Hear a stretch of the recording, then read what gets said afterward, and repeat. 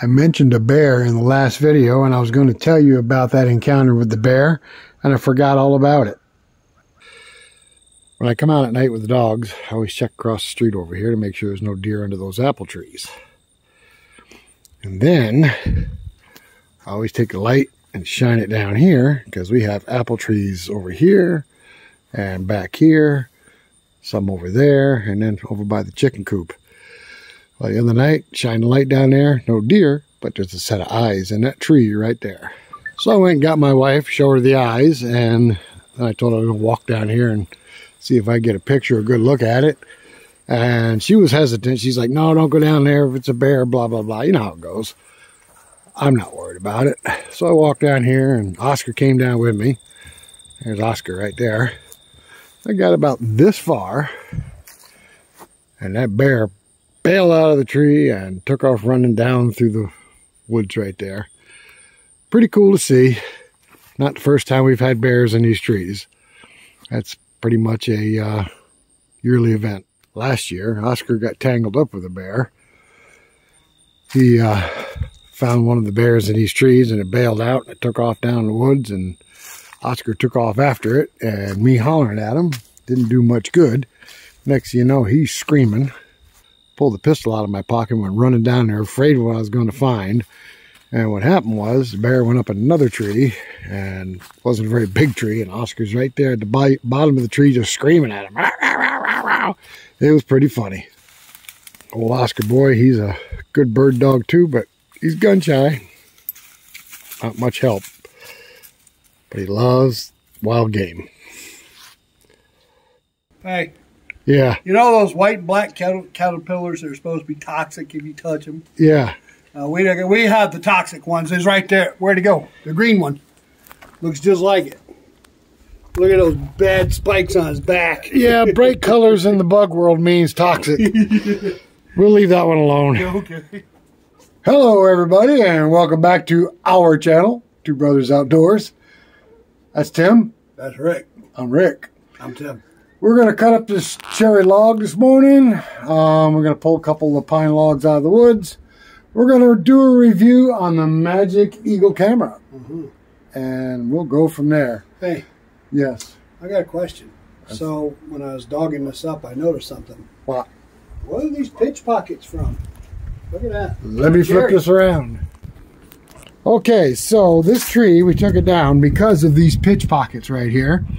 And what these pitch pockets are is they're bugs that have invaded this tree. They're under the bark. The tree is forming these pockets of pitch, trying to close up the holes that the bugs made. They're all over this log. I don't think these bugs will kill this tree, but it will make specks in the wood down the road. Will it affect the wood? I don't think it'll affect the wood. They're too young right now. But we're going to cut this up, put it in the crafter's box. This is one beautiful piece of cherry. All right, start your engines. How do I like what? The elective rate. Oh man, I can't even say it. The laser. I love it. Here, we'll show you the name because we sure can't pronounce it. Not fast anyway. We've used the snot out of these lasers, and I tell you, they really work good. You guys interested in one of these? Check it out down there in our description. There is a discount code. And let's see where we're at. Dead center. You spend way too much time trying to get everything lined up just perfect. I want to play my laser. Let me be. Wing it for a change, will ya? Let me be. Oh, let me be. I don't get to play every day like you do. Wah. Retire. Next year. Quit trying to make so much money and retire. Next year. All right, guys. This log has got a nice swoop in it. So we turned it so that we get some ovals off of it. The ovals are a big thing with crafters, or sign makers, I should say. So maybe we'll get one or two ovals off of this log, and then we'll roll it over and slabber up. Last couple of days, we did get about 2 1/4 inches of rain. The creeks did come up just a tiny bit, not much. And with the recent rains, the little creek has come up some. It looks like it's up about 3 inches maybe. That's a good thing. But every little bit of help, we've had one dry summer.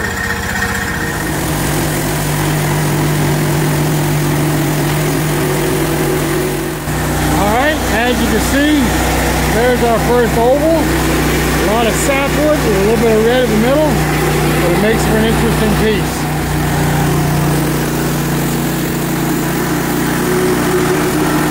Alright, there's our first oval. Isn't that a nice looking piece of wood? Alright, there's our second oval. Isn't that pretty? Those will be a sign in somebody's camp or somebody's bar. Somebody's business up in the Adirondacks. Rustic sign. Alright, so if you look at this log, it's swooped up right here. And that side right there has got a limb coming out of it with a pocket. Going to be some interesting wood there, and like I said, we'll get a couple of gnomes out of this side right here. I'll show you what we're talking about in just a minute. Alright, so the next cut, this will end up being a gnome, and so will that. But that one's got a hole in it, so that actually might work out to be a cave for somebody.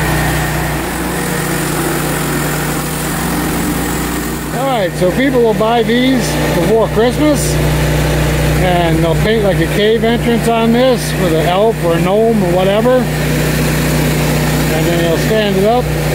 It actually looks like the entrance to the cave. Alright guys, we got that cherry cut up. That's over here on the trailer. All that came out really well. We're doing 6/4 on these? We are doing 8/4 on these. 8? Yeah, even though the quarter scale is not important, we're doing 8/4 on these. Alright, we're just going to cut some wide slabs real quick to put on the other trailer out front. And pine slabs, they don't fly off the shelf, but people do like them. Here he comes with a heavy load on the trailer. 2-inch thick white pine and 1-inch thick cherry. Cherry goes in the box, and the white pine goes on the trailer. Alright, so Tim bought this little Chinese limb saw, and there's supposed to be 24-to-1 oil. We were not running. And we were running 50-to-1 like we're doing the Huskies. He thinks it's seized up, don't run right, so he bought another one. I'm going to take it home and take it apart, see what I can do with it. Maybe it'll be a new saw for the... Still free. Maybe it'll be a saw for the mill. Hey, what are you doing? Just checking the blade clearance on the mill, making sure it's 1 inch on both sides. Is it? Yeah, it's fine. You gotta check it once in a while. What about your cables? Cables are all good. Everything looks good. What's that? What's what? That pole. This? Yeah. That's my next experiment. So, you take this pole, and you take this that I made right here. What's that? Well, you'll see. It slides under like this. Oh, sawdust clear outer? Yeah, no. Yeah, no? No, yeah. All right, that goes there like this. Huh. I'm going to drill a hole, put a bolt through here, just drop a pin through it. Okay. All right. And then this goes on here like this real quick. What's that for? This is going to have a pin in it. I haven't done it yet. Well, you can't run a saw through there. Nope, that's why this has got to come off. Oh, okay. All right, so anyway, then I'll have a winch bolted here. Oh. And then you just take a hook, cable and a hook it to your log, like this, or beep, and it rolls the log over. Ooh. Just on the big logs. You don't need that on the little ones. Wouldn't it be easier just to put it on the rafters? No, I like this better because then I can pull this off and get it out of the way.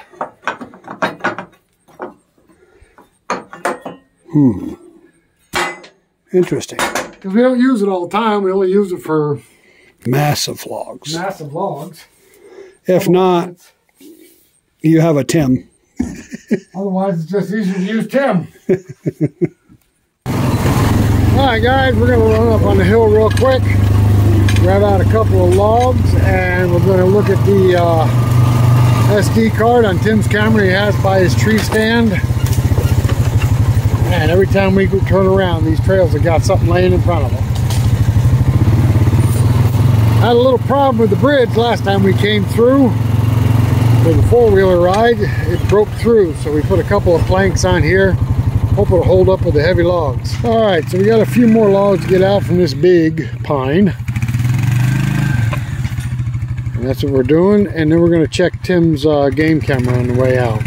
These are heavy logs, guys.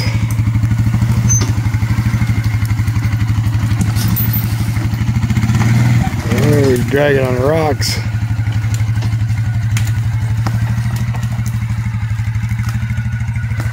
All right, that one's out of here. And we get this. Just when you think everything is going great, we have got rot. Big time. Solid. Big time rot. Yeah, the other end's solid.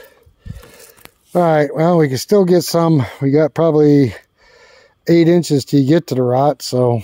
You got a crook in here, so. Maybe we can use some of it.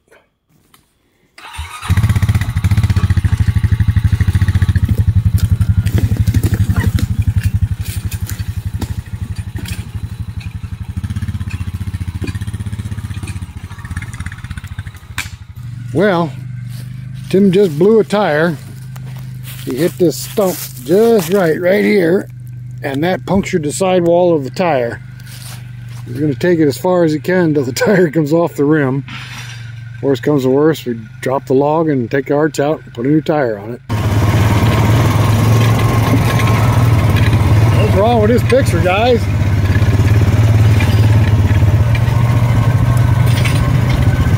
Maybe he's lucky he'll peel that tire right off of there before he gets out of here.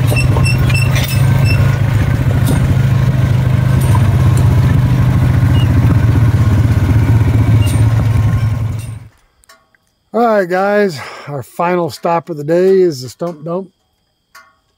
Bunch of garbage. Brr. Nothing down here worth a crap. All right, I hope you enjoyed coming along with us on our little excursions today. Watch Tim blow out a tire. Again. I got one left. All right, guys. Well, thanks for coming along with us, and maybe I'll catch a trout this week. The water's up a little bit. Temperatures are cooling down. Go fishing. Try to get Tim to go fishing today, but he wouldn't do it. Go fishing today? You didn't say nothing about it today. See? He didn't want to go today. All right, guys. Until the next one, we will catch you later. Bye-bye now. Make sure you subscribe.